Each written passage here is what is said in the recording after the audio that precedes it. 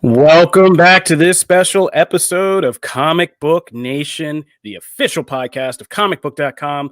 I am your host, Kofi Outlaw, and today we are here for a special occasion. And I got my hosts with me, Matt Aguilar, Janelle Wheeler. You guys are here too. Yes, very excited. Wow.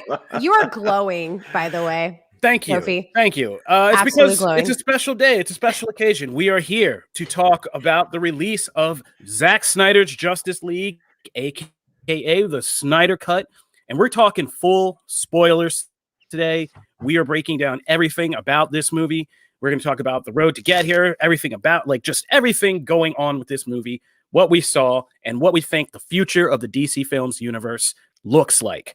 So that's all we're doing today. It's a really simple show. It's going to be fun. It's kind of a victory lap for me as a Snyder stan. I got to give that caveat again.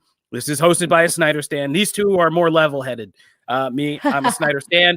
But to balance things out, I decided we got to bring on another major Snyder stan to kind of have my back on this one. And so I brought an old friend of mine in, and that is from ScreenRant.com, Mr. Andrew Dice. Yay! Welcome. Thank What's you. up, Dice? Thank you for having me. Oh, no problem. Like I said, I needed real help to have my back on this one. And you, for anybody who doesn't know, I always joke on this podcast about things I'm contractually not legally allowed to say, but I can, for a brief moment, drop the window. Yeah, I was one of the top people kind of building ScreenRant.com back in the day, like a long decade ago or something like that. And one of our freshest recruits, like our first great hires, was this kid named Andrew Dice, who came from the ice rinks of Ontario with a lot of fanboy love in his heart, particularly for the DC side of things. And me and Dice have been riding on this Zack Snyder train since the very beginning. You were on our official Man of Steel review podcast with me, and you and I stood tall together. I kind of moved over to comic book, so we weren't there together for Batman Superman, but I was watching. This man was a dedicated kind of fan of that movie as well. He even, as you can see in his studio, started his own podcast. Batman v Superman, is it by the minute, right? Yeah, I have a theme going on here. Yeah. Yeah. So you literally took that film minute by minute in a podcast. It seemed an outrageous journey, but in a way that actually comes kind of full circle with Justice League now, is that me and my fellow Screen Rant editor and Snyder stan, we're popular. There are dozens of us. Stephen Colbert, we realized that so much of the conversation around Batman v Superman was ruined ahead of time and kind of became the well was poisoned, and the questions that we thought the movie asked and the questions that the movie kind of prompted, if you didn't just want to hate it or dismiss it, never even got talked about, never really got analyzed or discussed. And we thought the only way we can actually talk about every single thing in this movie that we want to, and we can't write articles about every single one of them because the momentum for the Snyder Cut isn't there, is to just go through it minute by minute. And we've yet to hit a minute that we don't want to talk for at least 10 or 15 minutes about, and some of them have gone way longer. So in a way, we were ahead of the stuff that's happening with the release of Zack Snyder's Justice League, just because we really wanted to know what he was getting at and what was important to this story that he was telling. And now a whole bunch of people get to see that we were right. There's going to be a lot of that on this podcast. I mean, if you don't want to hear that, you should probably click off now. There's going to be a lot of the we were right and yes, this is what we've been waiting for type deals. But no, in all seriousness, yeah, this isn't a unique film release for a lot of reasons. There's a lot to discuss. We have an article up on Comicbook.com now that says why the industry can't pretend this is a normal film release. And there is a lot to discuss in that regard. But let's keep it simple first. We obviously know how me and Dice feel about this, so no mysteries there. Let's hear about the people we don't know about. Janelle, Matt, I love because Matt, you're like the one kind of example of a person I would say is kind of really good in this because you've kept it real the whole way. You've been clear. You've said, Zack Snyder, not my cup of tea, but I respect that people like him, which is the fair, great opinion to have. And you're consistent with that. You haven't bandwagoned, you haven't changed, you are a monolith. Much to my Twitter chagrin, yes. Yeah. Yeah, you're a monolith. So just tell me, I'm interested to hear, what did you think of Zack Snyder's Justice League? I am still, and I actually rewatched the epilogue this morning just to have it like fresh or whatever. I'm a little conflicted because my initial thought after the first hour was, oh my God, why do I have to sit through this for another 3 hours? I was very like, this is the same damn movie, just long-winded even more. And oh my God, this is so self-indulgent. That was my reaction after the first hour. My reaction after the fourth was, I really like that movie. And like, it's weird because like, and there's still things that bother me to no end about just this like premise. I mean, I've been clear, right? I don't love that BVS was let's hoard 4 of the best DC stories ever and shove them into one movie. I never liked that plan. I always thought that was not the way to go. It wasn't earned for me. But that was the movie. So going from that point, I can't just harp on, I didn't like that because obviously Justice League picks up from that. So I'm not going to hold that against it, right? It has to continue a storyline. So working with that, I thought this is clearly a better movie. I mean, it just makes more sense. It's the things fall into place a lot. Like Cyborg was robbed. I will say that Cyborg is fantastic as me. Now, granted, when we go back to listen to stuff I said about the original Justice League, Cyborg and Flash were like my 2 favorite parts of that Justice League. And I feel like that's important for people coming into this. The things you liked about Justice League are probably going to be the things you still like about this. You're just getting more of it. I loved Cyborg. I felt like we didn't get enough of his story. And when they explore that here and like showing like all the back and forth with his dad, the like accident with his mom, like all that stuff that they show at the ATM scene, like all that extra stuff is worthwhile. And I enjoyed that we actually got to see that. The same with Flash. I thought like they explored really interesting stuff with him as far as his abilities and his camaraderie with the team. I am a Batfleck person for life. I liked all of Batfleck's stuff in this. My issues though are always just like a scene going up a mountain doesn't need to take that long. I know it's picturesque. It is visually stunning. The music is amazing. The score is whatever. Let's rein it in. Sometimes editors and producers are there for a reason. Let's check some things. This didn't need to be 4 hours. There's a really great movie, 2.5, 3 hours in this thing. There's a great movie. Here, it's a little bloated and long-winded for me. But the stuff I really liked, I really liked.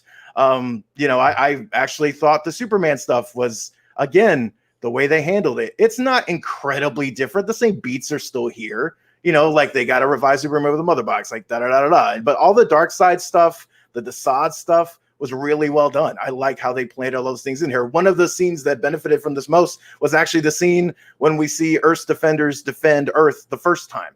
That scene works so much better here. Like it actually had room to breathe and you actually got to see like Zeus and like all these things. That was cool. I liked, and the Green Lantern.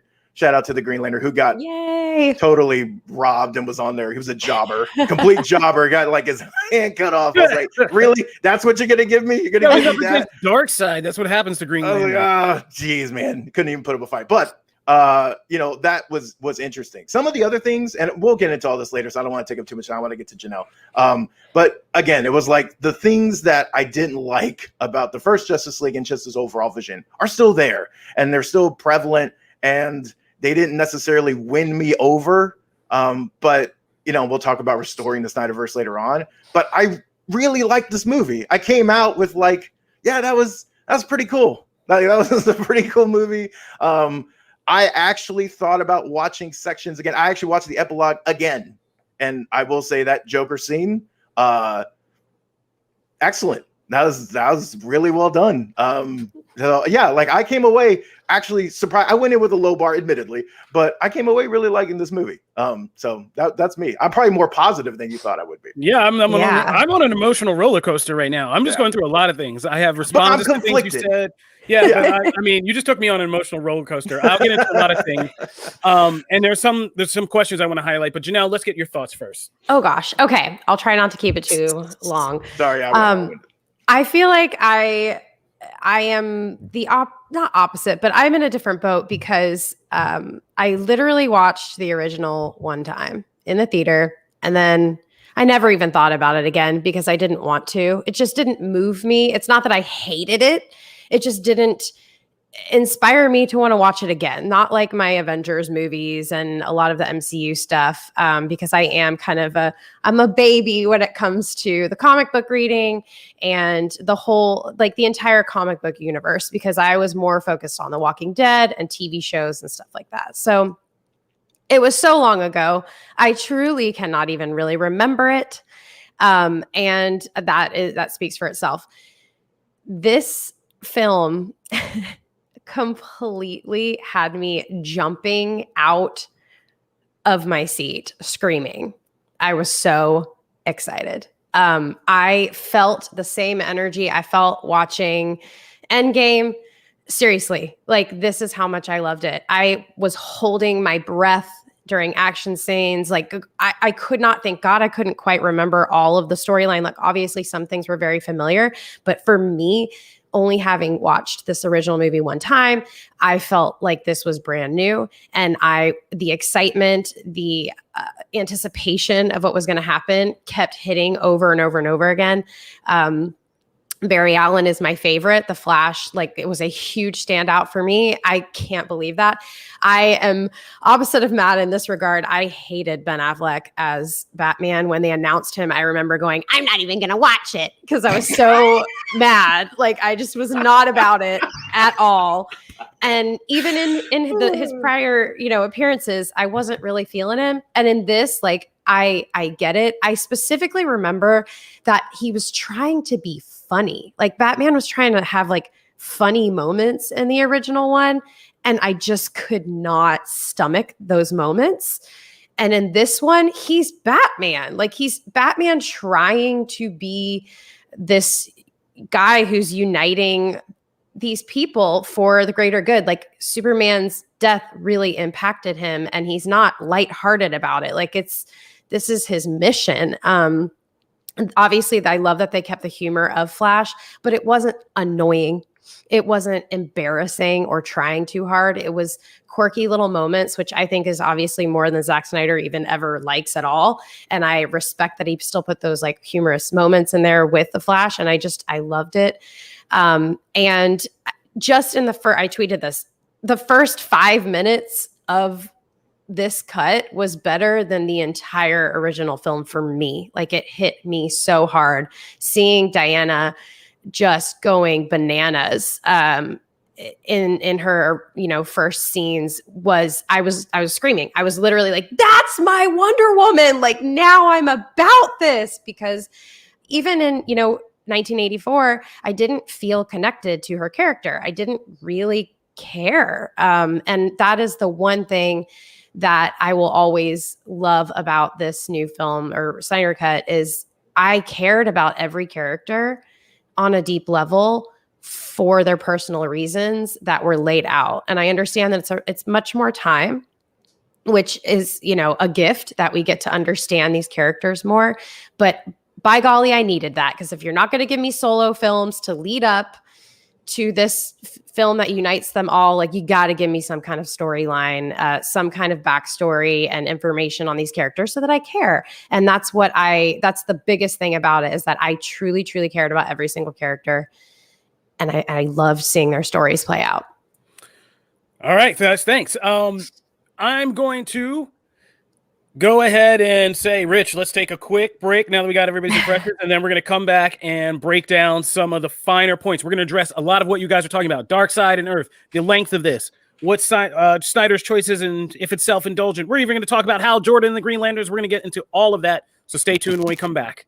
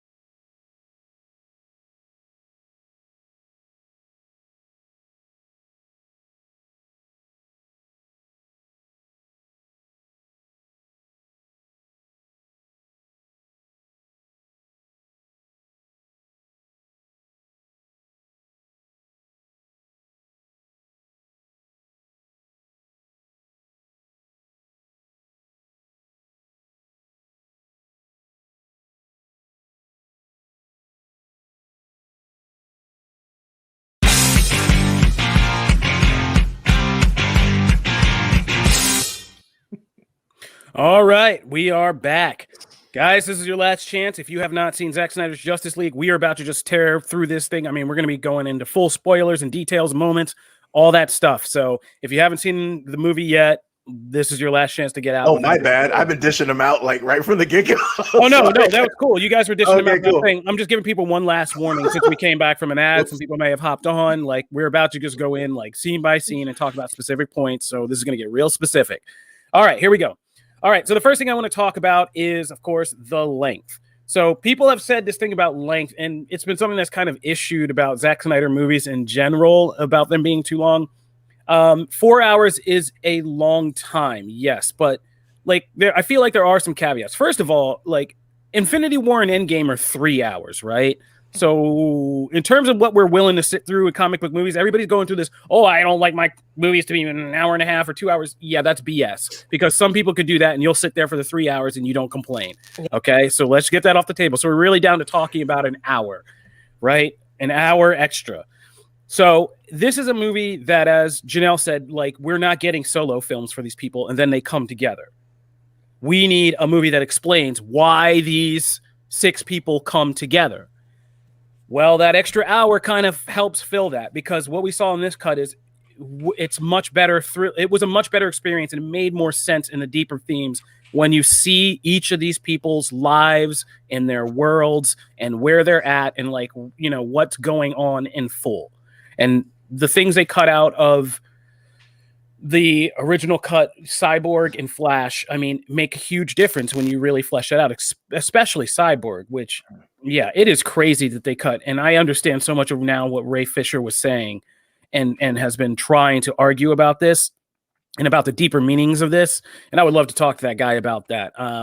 Because Zack Snyder made a big choice to center this movie around that character and, you know, the context of his story and how unique that was inclusively and everything else.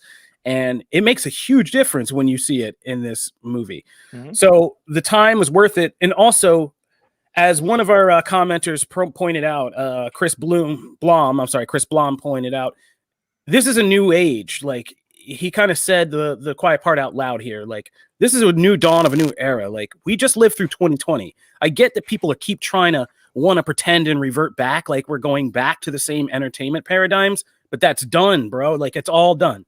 Okay, welcome to 2021. Like, we're somewhere new. Stuff happened last year. Things changed. Like, it's never going to be the same. This project was not a fit. I agree with the people who say this project was never a fit for the time it was supposed to be released in 2017. Agreed. There was it was an impossible thing. Snyder made a big movie that told a story. Well, we could get down to edits and specific things, and I'll get to that in a minute. But he's got like a 5-hour assembly cut. Yeah, and it's like, and he just kind of was like, here it is. Like, and the studio didn't know what to do with that, and nobody knew what to do with that. If we had seen that in theaters, we wouldn't have known what to do with that. So I guess that's important. Yeah, that's an important context. Right? Like, yeah. It didn't fit in there, but now things have changed, right? Like, and kudos to the people of the new leaderships at Warner Brothers, the digital people they brought in that understand this, that were like, yeah, bro, no, we can keep people here for 4 hours on our streaming service, like, guaranteed. Yeah, we're gonna roll that, because that's where we're headed, and like, that's where we're going, where everybody has now gotten used. Me and Dice and other Screen Rant people, we were at the middle of this binge versus not binge fight back a decade ago, right? Yeah. You remember all these fights. It got heated, and for better or worse, that's the paradigm we in. People know how to sit down and consume streaming in large blocks, and even like that. And last year really made that popular, that we needed long forms of content, because all we had to do was sit at home, and like, that's all we had. So, but like you said, though, that wasn't the case. No, in 2017. No, but like, people, my issue though is when people try to apply today's standards to then. No, I'm not someone saying credit for, like, you had a job to do. Like, your job was to make a 2.5 hour, 3 hour movie, and all these other directors seem to do so. You're no different. So why do you have a 5-hour assembly cut if you knew you had to get it down to it? So, like, I don't necessarily want to give kudos to someone making a bloated project and then, like, now we get to see the full thing. Yeah, but that wasn't the case back then. Like I don't want I don't like revisionist history, so I don't want that to happen. Well, let's just be also okay. That's a fair point, but let's be careful because you also have to remember how time shakes out, right? So Warner Brothers said, Zack made Man of Steel, and they're like, okay, we're all in. Like, we're going to give you the money. We're going to give you the resources. We know what the vision is you're making. Originally, it was supposed to be Justice League 1, Justice League 2. This was what it originally was.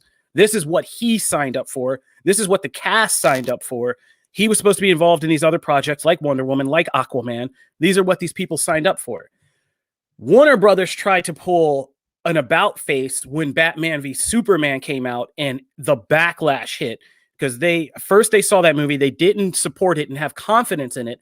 And they cut that 3-hour movie down into the mess of hack Nolan. They tried to make a Nolan movie out of it with something that jumped around and skipped and dipped a bit to bit and did that whole thing. That crashed and burned. And then they lost all confidence in this vision. And that's when things started getting really messy. So he was already rolling into making this with the studio support behind him when things kind of about faced and then changed. And that's where things get like really shady and really messy.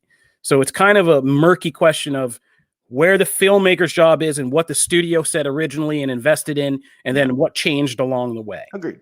Which was the Marvel problem. I mean, Marvel Studios, like, let's not be naive. Marvel Studios went through this too, because we lived through phase 1 was a mess. They got big filmmakers like Joe Johnston and Kenneth Branagh who had their own egos and styles and everything, and it was a mess to rein all that in. Yeah. That's why they went back and they were like, okay, who are these TV directors? Like the Russo brothers, people like that? Yeah. Okay. Now they can direct some Marvel movies, right? Like Alan Taylor, like all these people. So it was a process. So I mean, I agree with you. We can't do what you were saying is a bad thing, but I just want to be careful about like what the history was there. But it's here now, so we can digest it in 4-hour blocks. And arguably, I think this movie is going to be a test of, can movies themselves now change? Because movies used to be like big epics. Easter's coming up. How many times have I watched the 3-hour freaking 10 Commandments, which is like 5 hours on TV? Like, you know what I mean? Charlton Heston and slamming the things. By the time he finally slammed those tablets, I was like, thank God, so I can go to sleep. That's the weird thing that sticks out to me is that those are epics. Like there was a term for these kind of movies. They're epics, like old Hollywood epics. They are longer than a normal movie. They are 3 hours, like Cleopatra, Gone with the Wind. Like movies that are made to be longer.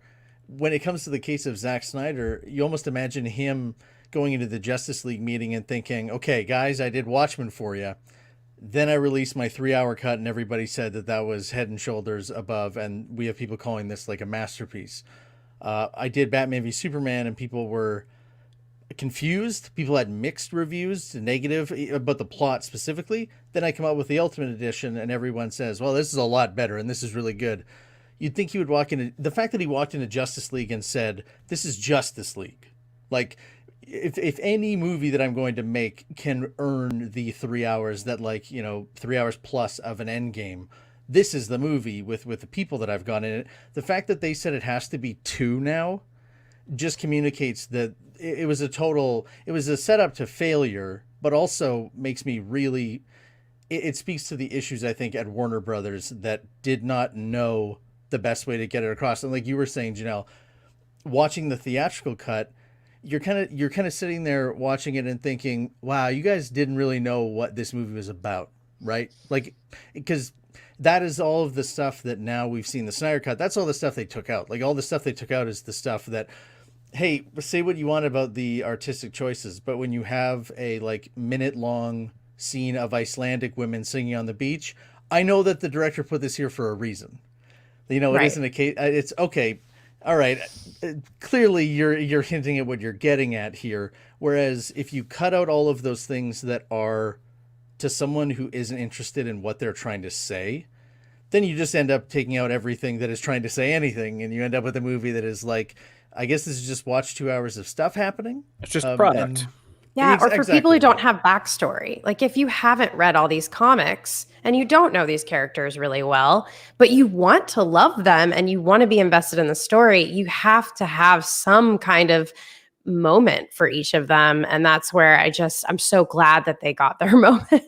I do want to be careful though, because there is nuance. You can have both. You cannot cut the director's vision and personality and get rid of things that hamper that and serve no real overall purpose. There Which one is a of you said balance, the slow motion and thing? like this One of movie you could use a little bit more. Well, One of you said the well- slow motion thing, and ever since you said that before I watched it, I think it was you, Kofi. You were like, "There's a lot of slow motion shots." Oh no, it was JK. JK was going And off. now I'm like, when I was watching it, I'm like, "Oh, there's another one. Oh, there's another one. Oh, there's." But I probably wouldn't have noticed. There's a lot of that, but I want to talk about that too, Yeah. because I think Matt used the word self-indulgent, and I think Yeah. normally that's bad. But this is what I kind of was hinting at in this article about not pretending. The industry can't pretend that this is a normal release. A normal movie release is one where, yes, the storyteller's job is to communicate the story to the mass audience possible, right? This isn't that. This is a filmmaker getting to take his victory lap when the studio comes back and is like, all right, we were wrong. Go ahead and make your thing. Make it. We want it long form because we're trying to get this streaming money. Do what you want. Here's another 30 mil. Like, yeah, hell yeah. If I'm that dude, like, yeah, you're going to see a little bit of self-indulgence in my piece too, because why not? Who knows if I'm ever going to get to make another movie again or do this ever again. It's already been a crazy enough ride.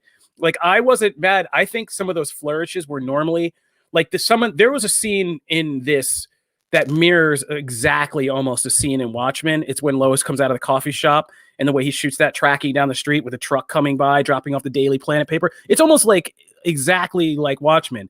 And I just remember that kind of sequence in Watchmen, and the music's playing was pop music too. Same as in this scene, you know, we thought our gods would outlive us. And I was just in Watchmen. It pissed me off so much. I was like, dude, I know this truck is going. Somebody's dropping off a paper. Like, let's go. I want to get to like Rorschach stuff. But in this, it just made me laugh because I was like, yeah, it doesn't serve any purpose other than Zack Snyder loves these shots. He loves the music. And this is his film and he gets to do it. And like, you and as I think fans that's hilarious. will appreciate it, which I totally get. But if you are not one of that club, then it serves no purpose. I do not care. I know, I get it. To tell but like this get to the point for you. That's my point. I know. I'm saying I'm not faulting Snyder fans for loving those flourishes. What I am saying is I don't like, and I've already seen it in the comments, and I've seen it in other places, this thing of like, well, you don't appreciate great storytelling. No, I appreciate somewhat direct storytelling, and you can see the point across, but there's room for both. You shouldn't condemn one or the other. I'm not, you know what I mean? I do agree and I don't agree, because I think there is a big discussion in here about what's happened to film, and especially since comic books have gotten involved with film. Comic books have gotten involved with film and it brought in a lot of people who love comic books and comic book stuff, but it didn't necessarily bring in more people who were film fans. And cinema is an art form at its core, which is the kind of, the voyeurism of looking at moving pictures. Like, that's the heart of cinema. So long extended shots, these are not crimes. I know Nolan kind of made everybody nuts with these, like, we got to jump every 5 seconds to a new thing, but like, that's not cinema. And some of these shots that Zack, and I understand, if I was constructing some of the shots he pulls off in this movie, I'm going full slow-mo. Like, I'm going full slow-mo with that Flash just tipping a sword back to Wonder Woman all day, because that shot is freaking gorgeous. And the thing about Snyder's movies is they stand so far, they have been standing the test of time. And it's been interesting to see people go back and begin to appreciate it more, because they go back to like Man of Steel. They're going back to Watchmen and they're going like, man, like 10, 11 years later, like, this is a pretty good looking film. Like, I enjoy this more. I appreciate it more like now, especially Man of Steel that people have gone back to and things. So I get it now, but I think sometimes movies do have to stand. Like, it's harder for me to watch a Nolan movie, and I don't say I don't, because I know the story now and I know all the hooks. And when I begin to look at it, there's not so much imagery that stands out.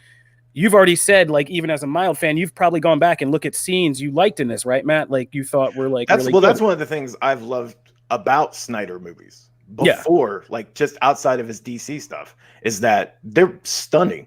I'm one of the like 5 people that like Sucker Punch. Okay, that movie's gorgeous. That movie's gorgeous. Watchmen is beautiful. Like, there are 300 is like great. Like, his movies are visually stunning.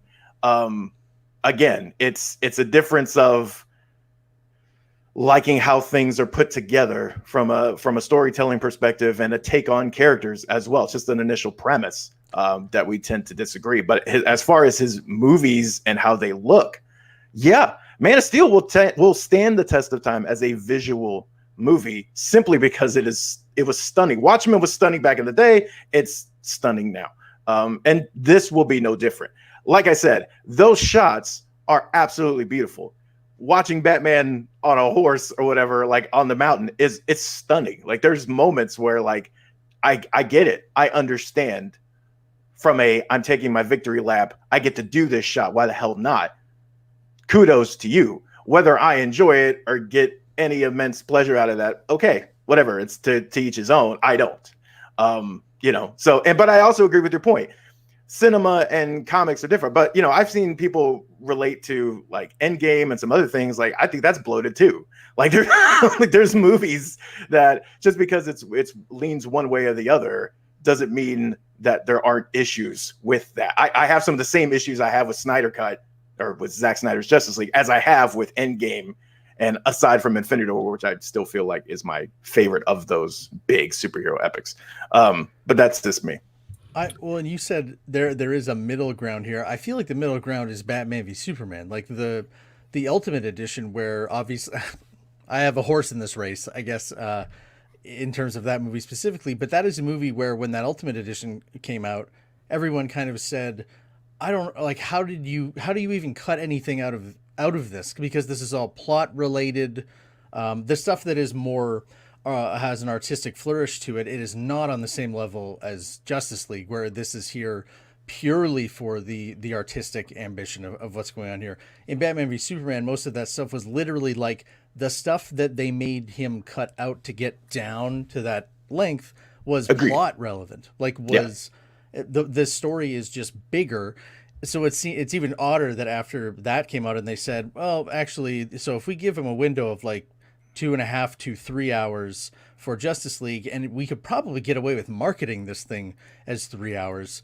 But to say, I think the thing that you're getting at there too is like, and to what you were saying, Kofi, is that I think that people are, it's like, it's a little upsetting to see how some people talk about the movie in terms of like, we're no longer asking, why is this in slow motion?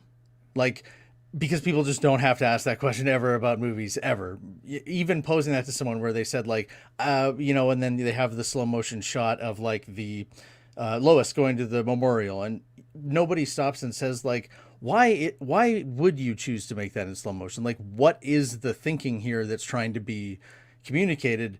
And people just say, I guess it's a style choice, and then absolutely stop the discussion completely. Where for a lot of the time, it's a case of like, it's in slow motion here because of something, because I want this moment to feel longer than it is. Like we get that kind of explicitly in the opening of Justice League, where a moment that passed in seconds is slowed down to show Batman's version of it, to show Wonder Woman's version of it, to show like the full Lois Lane's, the full gravity of what was happening. It's a common theme in the film. It's the stoppage. It's how time stops and moves so that we can perceive these different things, especially with these godlike beings doing battle.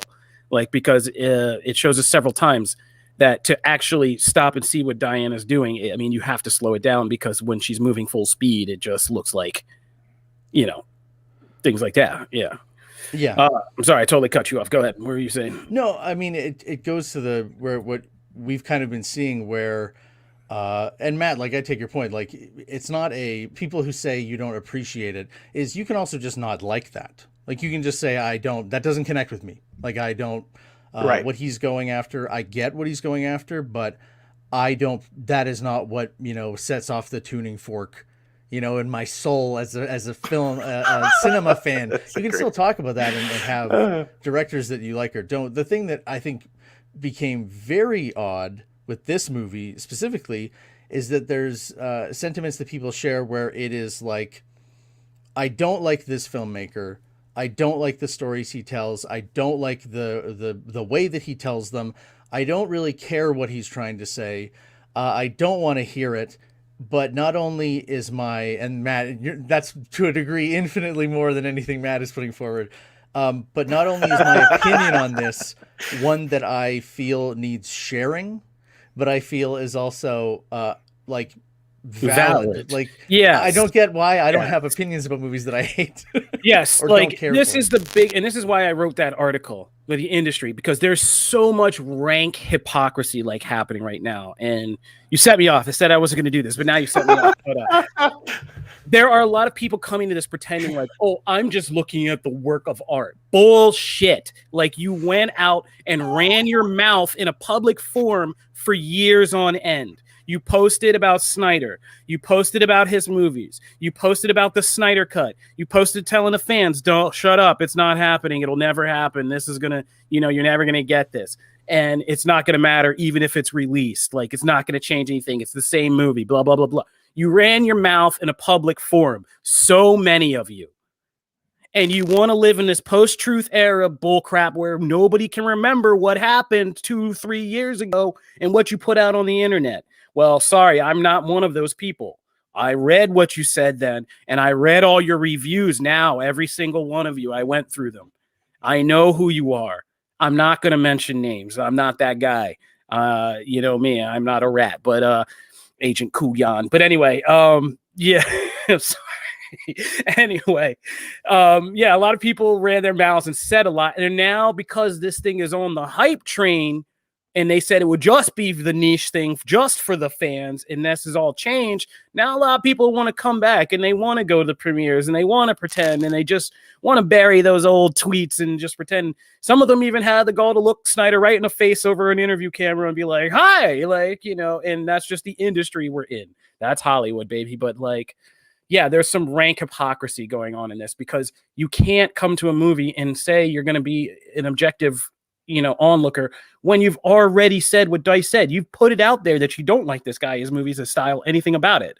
So all you're coming to say is, yeah, this is more of what I don't like, and not in a way that's just objective, like, hey, if it's for you, great. There are some reviewers who did that, and I respect those people who said, look, I've already put it out there. I don't like this guy, but hey, if this is for you fans, good, congratulations.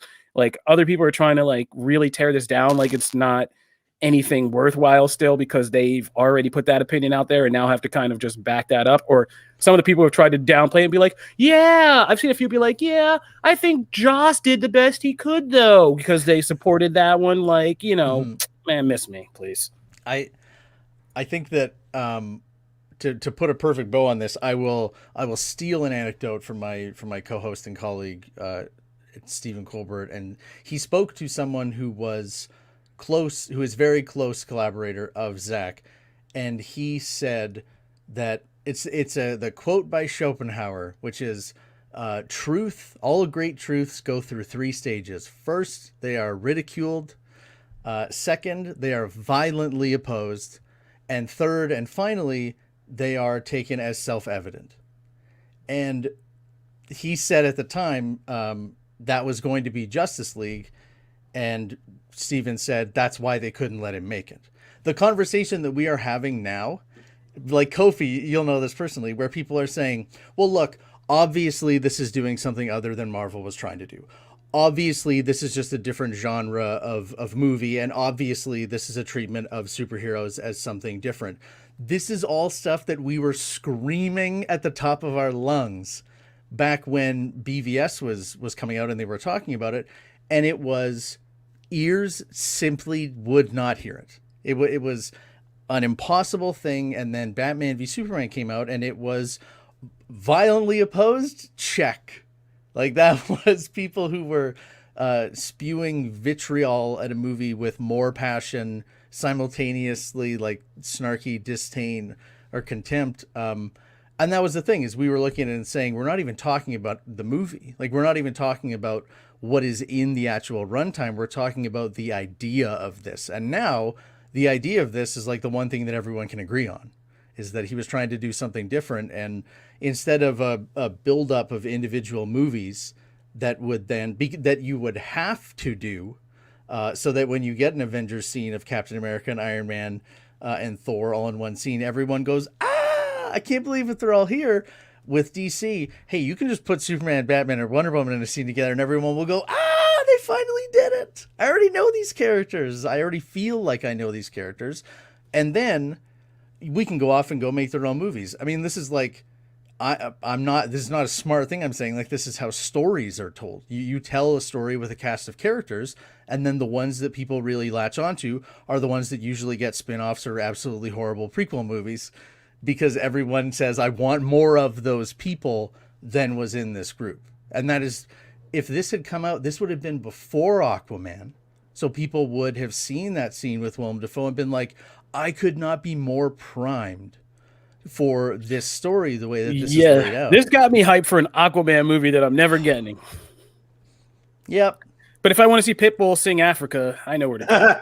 Yeah, I'm not touching that one. I feel like that's a good transition because a lot of people in the chat are like, what is the future? Like, what can we expect from this? Is there going to be a chance that we'll get something?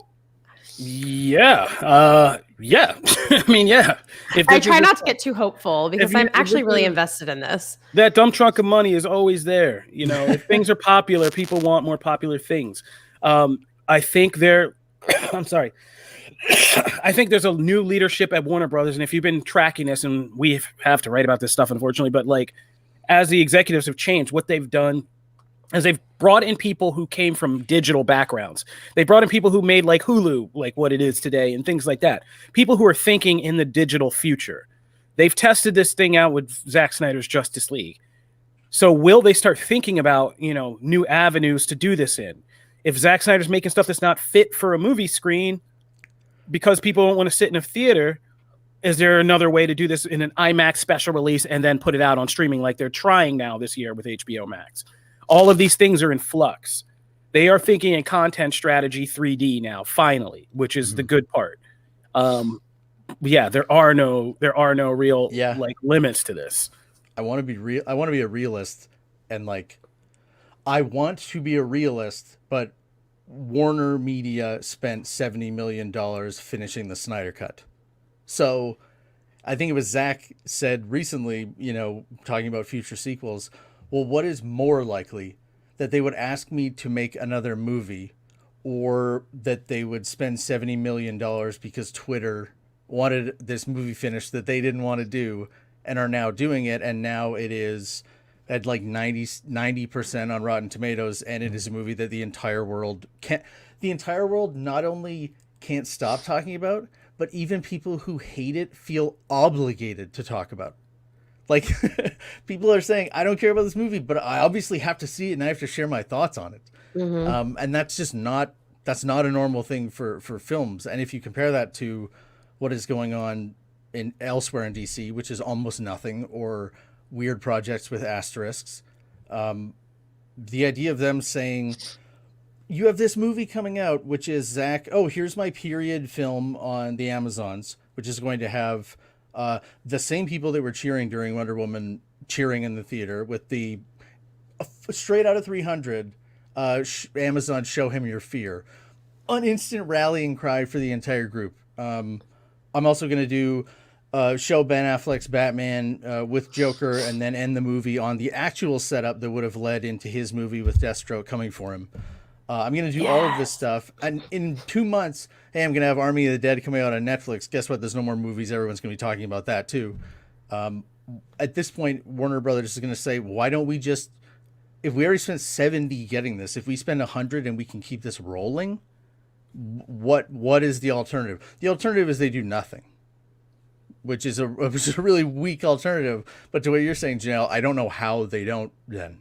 And I don't know how that's not obvious. That Batman project, if Batman's the cash cow, they've said the multiverse thing. They've primed people. You can run the Pattinson and the Affleck. You already have Affleck in the Flash. You got Keaton back. There can be Batman everywhere, and you can be making Batman money on all fronts. People want to see this Batman and Joker continue. They want to see this Deathstroke versus Batman thing.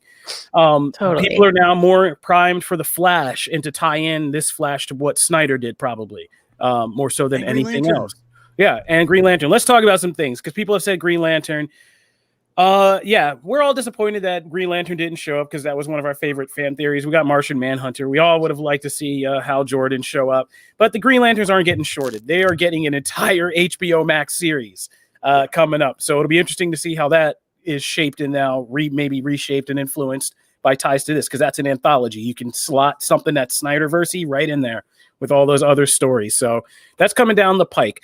Dark Side of the Anti-Life Equation was another big one a lot of people commented on. My homeboy conquers 100,000 worlds. Who remembers after that, right? And who remembers the one where specific location where you got your butt kicked? It was ancient Earth. I don't even know if they knew to call it Earth back then. So, they might have still been like, Pangea, we did it! Like, So that's a little history and geography lesson for you. Wow. But yeah, so that's just I was been writing down some of these things. Yeah. But yeah, no, seriously, the future is literally multiverse wide open. Yeah, we're gonna have a TV show tied into the Pattinson Batman stuff. We're gonna have a TV show tied into the new Suicide Squad movie. There's still plenty of room for any of these things to be just like what Marvel's doing, steal their idea. You don't even have to make regular TV shows. They're event series now, right? Well, it's not even their idea. Yeah. DC was on that gold mine way before before you're right, Marvel. You're right. Yeah. Fair enough. But yeah, you get Leto and you get Batman, or you get Leto and you get Affleck and you get Manganiello, and you knock out 6 to 8 episodes of a Gotham City Batman story with Joker and Deathstroke and all that stuff. People are going to be automatically right now, if you just announced that, and you get in there and you shoot it in like 2-3 months, just knock this thing out.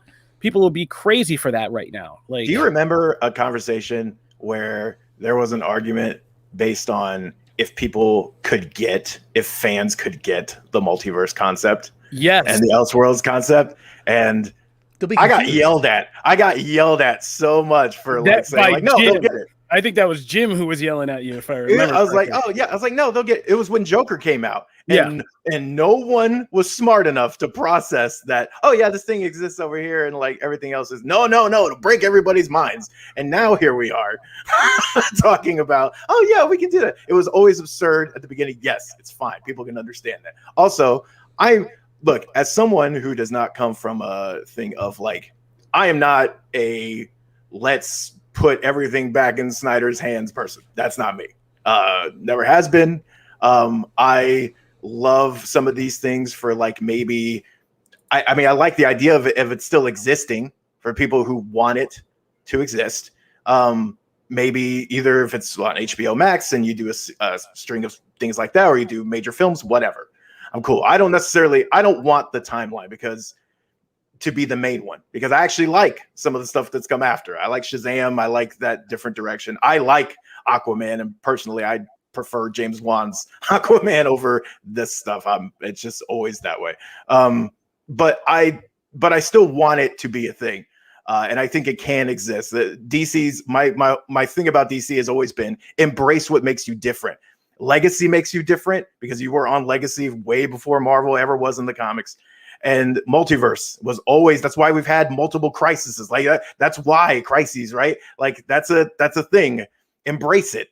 Run with it. It makes you completely different, and you can do whatever you want. There's even an Elseworlds world now in the comics. You know what I mean? Like embrace that. Go bonkers with it. And you can do that. So yes, I am cool with that being a part of the tapestry. Yeah. I don't necessarily want that to be the main one. There doesn't have to be a main one. Exactly. If we're talking multiverse, we don't have to have a main one. It's just pick your poison, right? Exactly. Like nobody's is better than the other. You like Snyder stuff, we're gonna have a Snyderverse for you. You like this other stuff, we want to call it DCEU, whatever they want to call it, whatever. Seeing this movie and getting that dark side does not make me want to see what Ava DuVernay does with New Gods any less, right? Like at all. Yes. Which is going to have its own dark side, Granny Goodness to Sod in that whole story again. Steppenwolf probably, and we'll get a third Steppenwolf. Steppenwolf's for everybody. Yeah, like that doesn't make me want to see it any less.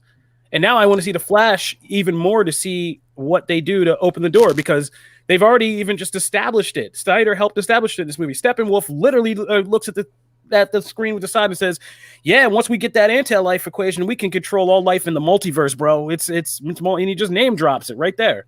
We're already in play. Like, yeah, there's already, and Darkseid can be just like he is in the comics now. He can be a big bad for all of them if we want to.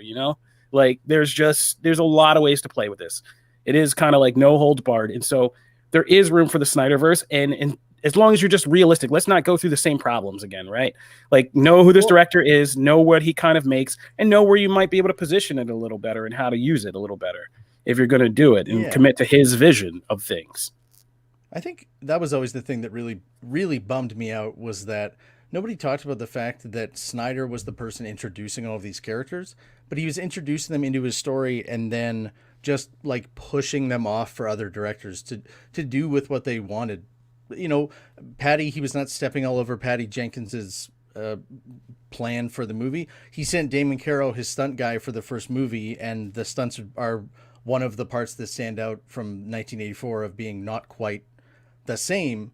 And that was what people were going to really respond to. With James Wan, it was like, oh, I'm going to introduce the Aquaman armor, but that should actually be something that the director who makes his movie does. And the same with the Flash suit, where every single director and person that talks about Zack Snyder has only nice things to say about him as a collaborator. So that is what you want from a person who is, they say the Kevin Feige role, but that's different because there's a tone that they're going for with Marvel, where with DC, it seems like you were saying, embrace the difference. A Wonder Woman movie should feel different. But at the same time now, having seen those scenes and realizing how long it's been since Zack Snyder made 300, if Warner Brothers said, Patty Jenkins is making Wonder Woman 3, and then also Zack Snyder is going to do an HBO Max series that's about the other Amazons, I would be like, count me in for both. I don't have to choose. I want both of them. You can probably make them. He made 300 in a warehouse, like with green screens. Like, yes, absolutely do that. I think I also will point out, because I also saw in the chat that people are talking about the plot hole with the mother boxes. And I will say, this is the most Kofi explanation ever. This is Steven's reply, which is, you ever roll into a place with some buddies only to get in a fight and get your arm half chopped off, and they grab you and haul ass out of there, and you drop your phone and the battery dies, and by the time you realize you dropped it, you don't even know where to start looking? Yes, I have. There you go. See, I mean, I believe that. We don't have to go back to the Project X stuff, but you were probably looking at Darkseid being like, yeah, 100%, you would not remember where those were. That could be Earth. Dude, if I was conquering like countless worlds across the universe, like, yeah, the one where I almost got my butt whipped, I mean, I'd remember it, but I'd be not necessarily like on a chart be like, where were we again? Like, yeah. And there's also a weird thing where, like, I know mother boxes are not that rare, so that wouldn't be a thing in the comics. I mean, yeah, those are not the only, just in case it's not clear for some reason in the film, those are not the only mother boxes. The fact that Wonder Woman says, like, this is just their terraforming process. They use these computers, they sync them up, they turn a world into their world, and they keep going, like, right? So they're out there. And yeah, that all gets, I mean, superhero movie MacGuffins are always stupid, okay? Yeah, like, I think the big thing they're always take from that scene. Loki was after one cube. This was 3. That's the difference between this and Avengers. 1 cube and 3. Okay, and like, man, bad for everybody if they get them. That is another case of the Marvel formula would say, and it's what they did with the Joss Whedon version, which is, if we have Darkseid come in and he gets his ass handed to him, then no one is ever going to be afraid of him. So we have to have Steppenwolf do it. Where I'm watching that movie and see that happen to him, and you get probably, if this was in a theater, the entire theater's head would have exploded seeing Ares just almost cut Darkseid in half. But now you have, I don't know anything about Darkseid except he must want everyone dead for this thing that happened to him. That's it. Motivation done. I don't need to know why. It's the tale of the Defiance. Oh, damn. They made a whole, like, they give a title to this thing. He's going to come with everything he has just to annihilate them out of pride. And you got that across by, like, 3 scenes, and he's not into them. But then he forgot where it was. Forgot? Or right? Isn't that the theory? Like, we just got it from the chat. I'm confused. They got out of there. They teleport across the universe using boom tubes. He didn't know where it was. He'd been searching for it. And Steppenwolf just happened to be he didn't forget the event. No, he forgot he didn't know where it was. Yeah. Okay. You could also say he didn't forget anything. He just said, "Yeah, no, I don't know where that place where I rolled into and all those guys kicked my ass." That would be I don't know where it was. I me think they closed if that place I were down. Darkseid. But, That's what all right, we're gonna get out of here and pretty soon. But I want to go around and I want to hear what you guys liked as your favorite moment in, like a favorite or just a standout moment for you in the film, and something you maybe didn't think was as strong. Let's start with you, Matt. Oh, damn. Okay, fair enough. I'll start since I put everybody on the block. I will start. I was like, oh man. There are two things I want to say are my favorites that were my favorite moments. One's a small thing. One was just, I mean, it really just got me in the chest, was paying off the whole arc of the Man of Steel father conflict when Superman has to fly again, and you hear the voiceovers from both his fathers, from Russell Crowe and Kevin Costner, and especially the Kevin Costner part, because that was a payoff a lot of people needed to hear, because people had a problem with him being at that point in Man of Steel where he said, "I'm not ready for you to step out. Like, I'm scared. Like, I don't want you to do that." And even letting himself die and not having him reveal himself as Superman. But him hearing this, like, this is the moment where that Superman, the hopeful Superman, kind of arises, right? Zack Snyder always said he needed this incomplete Superman, needed to die, quote unquote, and then be reborn and as the kind of more hopeful version of himself. And hearing his father's voice kind of tell him, like, now's the time, finally, like, now you fly. That got me in the chest a little bit. The other one, of course, and I've been all over Twitter, so it's no surprise, is the "you got to break the rule, you got to do it now, Barry." And that whole sequence of him kind of, when the mother box explodes, pulling the Richard Donner Superman act and kind of reversing time after the disaster to kind of come back to that exact point. And it's so awesome how they set that up with a Superman reverse scene where they give you that little hint that he's actually misses the mark, but he can reverse time just slightly, so the mother box is at the right point where he hits it to kind of bring Superman back. And then that larger sequence, which is just so freaking gorgeous, that I've just like looked at it as him, and just at how each step is just like the sound effects and everything is like literally Barry just kind of like willing time back, and just through sheer force of Flash will and power, just rolling it back to kind of save the day. It's a gorgeous sequence, and just made me love the Flash. And now I want to see this Flash movie for real. So that was mine. I got it now. Oh wait, I have to say something negative. Yes.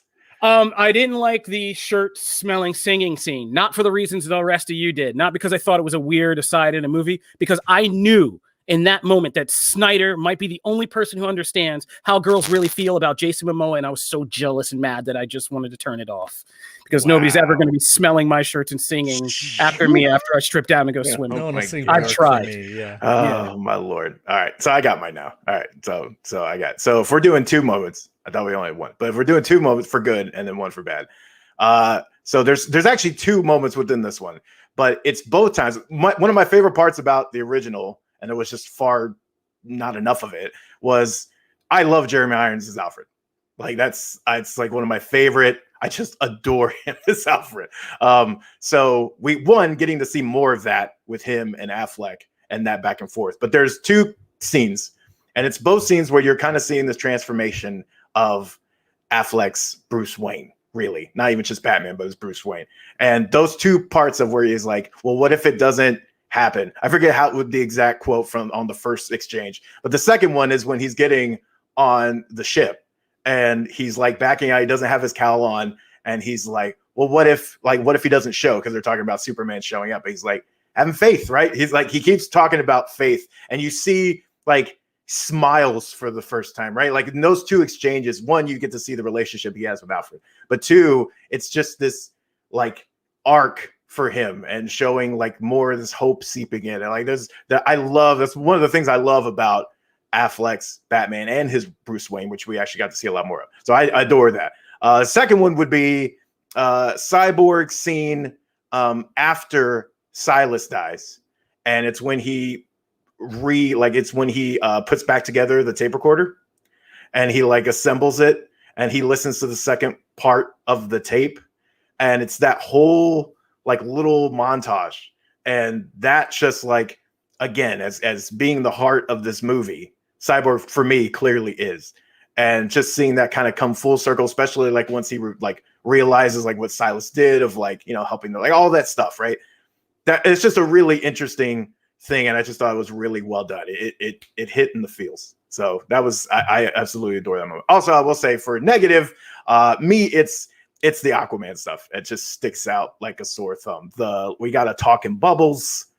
I never understood that. I So love that stupid part to me. That's so stupid. I I don't like that at all. People talking water is stupid. This was less stupid. He's Aquaman. We're already suspending disbelief. Get that realism crap out of here. Like these are superheroes. They have larger than life abilities. They can talk underwater and breathe. They had their own language. Atlanteans. They had a language. It was a every time. Language. Literally, Mara's being Bubbles choked. for talking. Mara's being choked, and she goes, "I gotta create a bubble because we can't have exposition here. I create a bubble." That's so ridiculous. Anyway, that whole stuff did not jive with me. I just don't look. I like certain aspects of the attitude that Momoa brings to Aquaman, obviously, and Snyder's a big part of instilling those aspects and those traits. I don't necessarily love how Snyder handles kind of his characterization. It's not. There's a little brightness that I like that Juan brings to that, as opposed to Snyder. Again, subjective. But those every time those sequences came, I was instantly animated. And you know how big of an Aquaman fan I am. So that is a bummer for me. So that would be the negative thing I would say. Janelle. Okay, so you guys have already touched on so many things that I really loved. So it's hard for me to really, I guess I'm going to go with small moments that just kind of spoke to me. So I've watched it twice now. And the first time I watched it through, I did not realize the moment with Lois at the end where she's actually holding a baby basket and Batman says, "Congratulations," which I guess means she's pregnant. I didn't realize that until my second watch through. It was a moment that was just really lost for me because I was just so caught up in everything else. I was also going, did I miss the Joker scene? Did that happen yet? That's literally what I was like, oh my God, did I look down at my phone and miss Joker? That's the whole time. So the moments with Lois, including some of her beginning shots, obviously I don't think she was as big of a character in this movie, but her despair and her kind of depression, it really got to me. I really felt emotional watching her performance in this one. And then also something that really stood out to me was the relationship between Cyborg and Flash. I really felt this camaraderie and this almost brotherly vibe, especially by the end of the film. So I really, really liked the two of them and their scenes together, which I don't recall ever feeling that in the original one. And that's as an add-on to what Kofi said, the Flash at the end. Come on, him restoring the literal muscles and flesh and blood of the character. I mean, it was so good. But my negatives would be the women singing in that one scene with Aquaman. I just didn't. That was my one thing where I was like, okay, I don't know why. I feel uncomfortable watching this. I just don't want to see this. And then my only other criticism, you guys, you know what I'm going to say. More Jared Leto Joker. I knew that was coming. Yeah, we all want that. Him and that scene, Batman.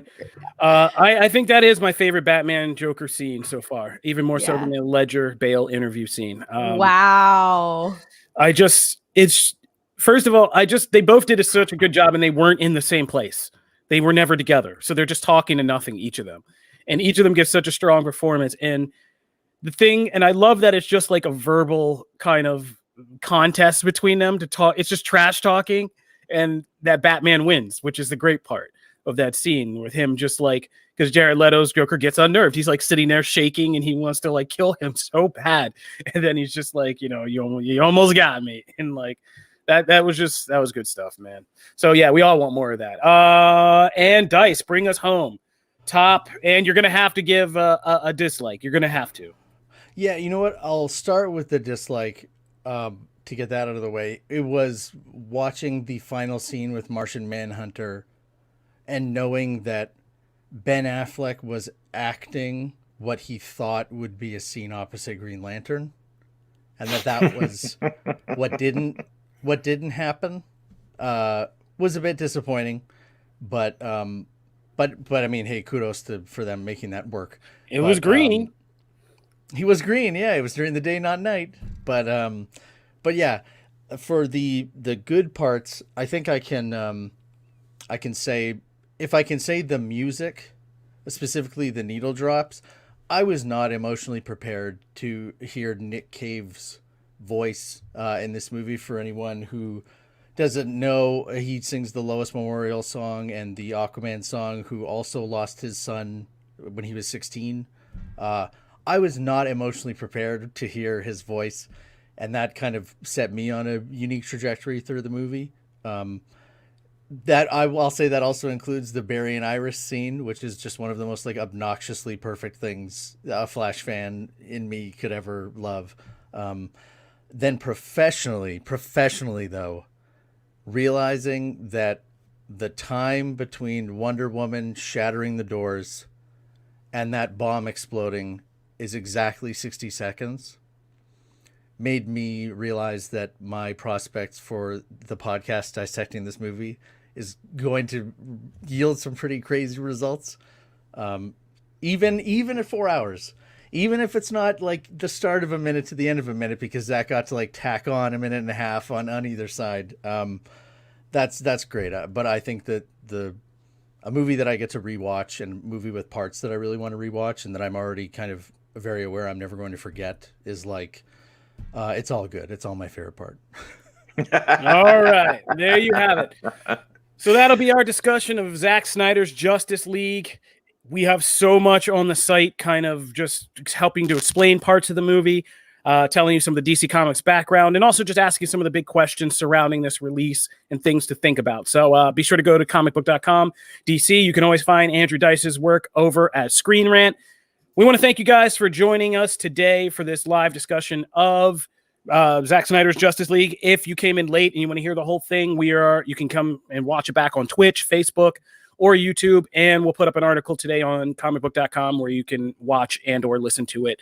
Again, we are also on your favorite podcast platforms: Apple Podcasts, Stitcher, Spotify, iHeartRadio, or any smart home device. Just tell it, fire up Comic Book Nation podcast, and it'll get it going for you. We put up regular episodes every Wednesday on podcast platforms, on our video platforms, and comicbook.com. So be back for our regular show on Wednesday as well. Thank you guys for getting up and doing this with me Saturday. Janelle Wheeler. Yay, thank you. Matthew Awesome. Aguilar. It was fun. And my old buddy, Andrew Dice. Thank you for having me. Oh, I said I was going to tell this story and out my own mother, so I'm going to end on that. Yeah, last time I saw you, we went to the Wonder Woman premiere in LA together, and it was an event where they encouraged us to bring our mothers. So we went to see this movie. It was the first one. Everybody was glowing afterwards. We're riding back in this van, and everybody's like in the van, and they're going on, and they're like, "Oh my God, Gal Gadot, she's so great. Oh my God, she's so beautiful." Like all this thing. My mother, in what might be like the blackest mom moment I've ever had, just stops in the middle of this van, looks at everybody and goes, "She's all right." And the whole van just stops. And everybody, and I just like look over. I was like Mike Myers with that Kanye West moment. I was like, oh my God. And then I was like, "Ma," and then she was just like, "I'm just saying, she's all right." And I was just like, oh man. So that was the last time I saw Andrew Dice, and you were really well composed and respectful for that. So thank you, sir. I appreciate that. All right. That'll do it for Comic Book Nation. This has been our Zack Snyder Justice League Snyder Cut episode. Thank you guys for tuning in. We'll see you next time. Peace. Bye, guys.